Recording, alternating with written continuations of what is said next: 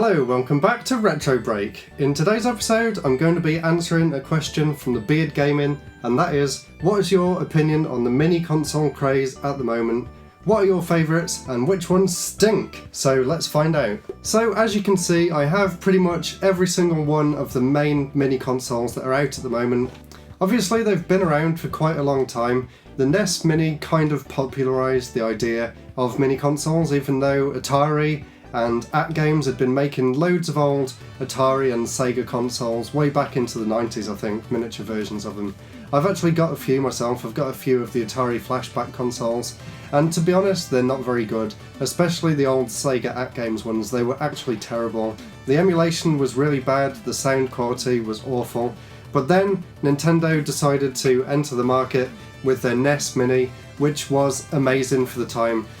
Of course, being Nintendo, they made sure that everything was perfect about the system, and it really is a nice bit of kit. Of course, it's also a much easier way of playing NES games on a modern TV, because the only way to play it is through a HDMI cable, which is just so much easier than trying to find an upscaler and plugging in the original AV cables.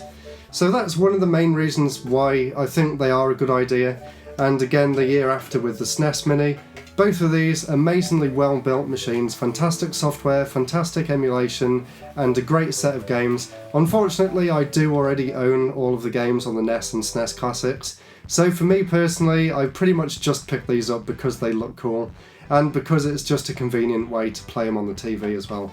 And I also really like the packaging, and I do have them displayed on the top of the shelf. You've probably seen them in the background on a few videos up there, and the NES ones at the bottom there as well.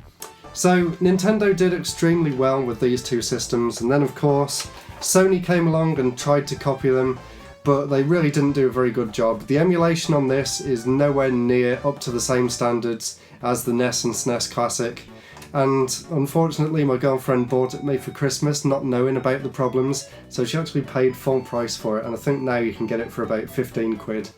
So even for 15 quid I really wouldn't recommend getting this. There's a lot better ways of playing the PS1, especially considering the PS3 is backwards compatible with PS1 games, and they look fantastic on the PS3 as well. So honestly, if you've got a PS1 library already, definitely just go and play them on the PS3. But if not, I mean, it's still a convenient way of playing the games, even if it's not that good. One good thing about this though is that it's extremely easy to hack. Literally all you need to do is put a certain piece of software on a USB stick and you can play any PS1 game you want, which is basically what I did with this as soon as I got it. But even so, even though I did that, I've never really been back to play it until this video today, so really wouldn't recommend that one.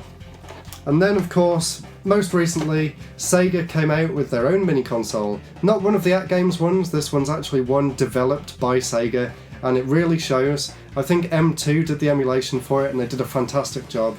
And this one also has the best library of games out of any of the mini consoles in my opinion. There's 40 games on this, which compared to the SNES Classic, which had 20 games, and the NES Classic, which had 30, it's a big step up from both of them.